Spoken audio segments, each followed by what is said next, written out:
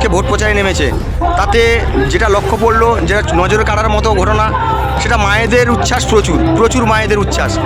তো এই বিষয়ে আপনি কি বলবেন? আপনি এই 132 সাগর বিধানসভায় জেতার ক্ষেত্রে কতটা আশাবাদী?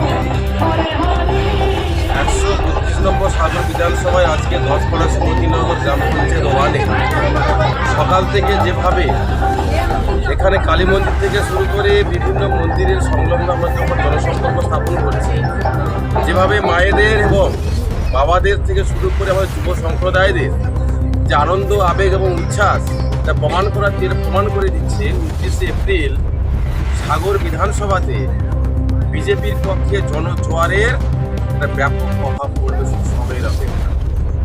তাহলে কি মা বোনেরা লক্ষ্মীর ভাণ্ডারকে ভয় পাচ্ছে না? লক্ষ্মীর ভাণ্ডার হচ্ছে লাশ, বেকার যুবকের সর্বনাশ। লক্ষ্মীর ভাণ্ডার নিয়ে মায়েদের পক্ষে কোনো উচ্ছ্বাস, আবেগের জায়গা নেই। তাদের একটাই বক্তব্য, বাড়িতে বাড়িতে চাকরি চাই, বেকার যুবকের কর্মসংস্থান চাই, ভাতা সর্বস্ব করে একটা সংসারের জীবনযাপন করতে পারেন। আপনার জেতার সম্পর্কে কতটা আশাবাদী আপনি? 100% আশাবাদী। সময়ে কথা বলবে, চোখ থামিয়ে কথা বলবে।